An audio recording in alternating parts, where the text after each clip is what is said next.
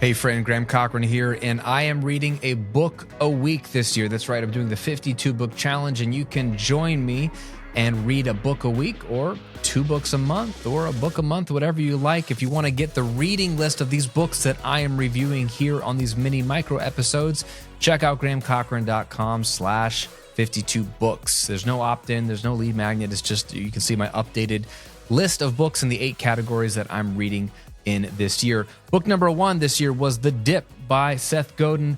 Tiny little book, so I made it easy on myself to kick it off. And I highly recommend this book for a lot of reasons. One, Seth Godin is a genius. Anything he's ever written, I've loved, and he's got the gift of saying a lot in less.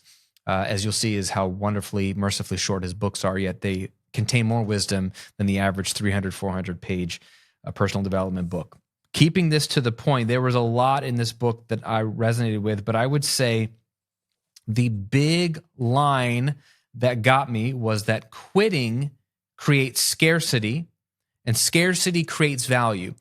The premise of this book is that any endeavor that's worthwhile, it's going to start out fun and exciting, and then there's going to be this dip where it sucks and it's hard. And the dip is when everybody quits because it's hard.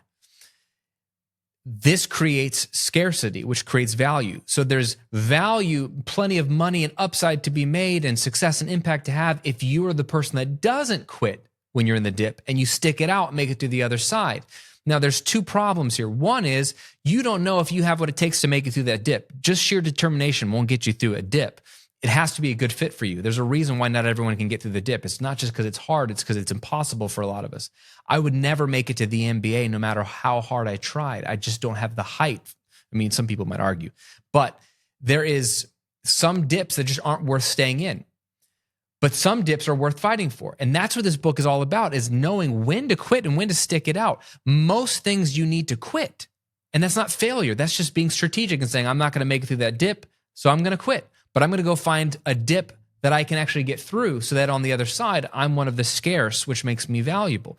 And an example of this he gives is when Jack Welch took over General Electric, GE, and his whole deal was, if we can't be number 1 or number 2 in an industry, we must get out. Because at the time, GE has lots of different business models.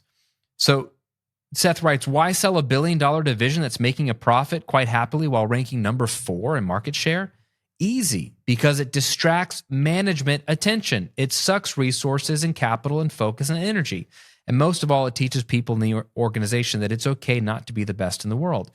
Jack quit the dead ends, as Seth Godin calls them. By doing so, he freed up resources to get his other businesses through the dip. And I'll end with this. Quitting something that is good, that you're good at, that's actually been profitable or successful is hard. Quitting anything feels like a failure or an admission of failure, but it's not. I quit $1 million a year business, the Recording Revolution, because it wasn't the thing for me anymore. I had taken it to the top where I wanted to take it. I wasn't in a dip. There wasn't any more upside for me. I was done with it. And it took me a lot of courage and 3 years of stalling to move on and start my personal brand, grahamcochran.com. I've even quit masterminds and membership sites. I've quit profitable multi-6-figure income streams.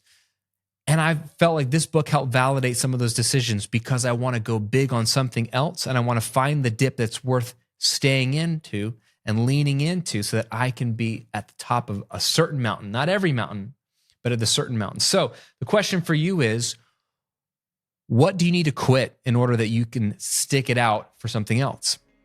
What's worth staying in a hard, frustrating dip? And what's just a dead end that you're never going to really get to the mountain top on the other side? Could be a relationship, could be a business endeavor, could be a hobby. I don't know. You let me know. That is The Dip by Seth Godin, a little book that teaches you when to quit and when to stick it out. For the rest of my reading list, check out grahamcochran.com/52books. That's all one word.